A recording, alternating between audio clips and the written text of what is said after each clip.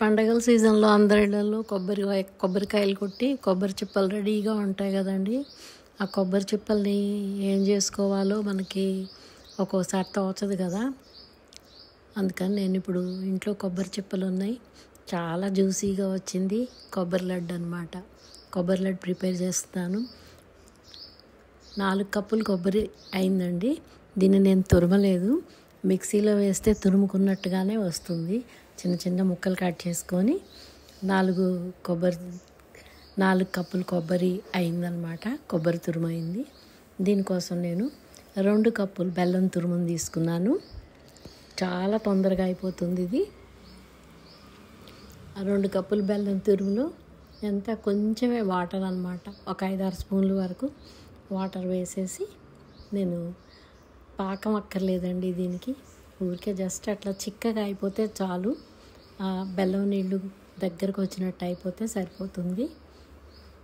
4 కప్పులు కొలిచి పక్కకు పెట్టుకున్నాను కొబ్బరి, అలాగే 2 కప్పులు బెల్లం.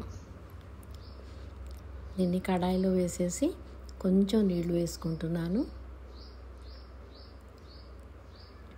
ఒక 5-6 స్పూన్ల వరకు నీళ్ళు వేస్తే సరిపోతుందండి.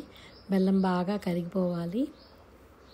కరిగిపోయి కొంచెం పొంగులాగా వస్తుంది కదా, ఇలా 2-3 పొంగులు రానిచ్చేసి చిక్కబడుతుంది అనమాట బెల్లం పాకం. కొంచెం చిక్కగా అయిపోగానే మనం పక్కకు పెట్టుకున్న 4 కప్పులు కొబ్బరి తురుము వేసేసేయాలి. వేసి బాగా అడుగంటకుండా కలుపుతూ ఉండాలండి, లేదంటే తొందరగా కొబ్బరి ఇది అడుగంటుతుంది అనమాట. మనం కలుపుతూనే ఉండాలి. ఇందులో ఒక 1/2 స్పూన్ వరకు ఇలాచీ పౌడర్ కూడా వేసుకున్నాను, ఫ్లేవర్ బాగా అనిపిస్తుంది. ఇప్పుడు దీన్ని మనం బాగా మీడియం ఫ్లేమ్లో పెట్టి కలుపుకుంటూ ఉండాలండి. ఎప్పుడైతే మనం పట్టుకుంటే చిన్న ఉండలాగా ట్రై చేసామనుకోండి, ఆ ఉండ విడిపోకుండా ఉంటే మనకి కొబ్బరి లడ్డూలకి రెడీ అయిపోయినట్టేను. ఇదిగో చూడండి, ఇలా పట్టుకుంటే దగ్గరగా ఉండాలి, ఉండలాగా రావాలన్నమాట.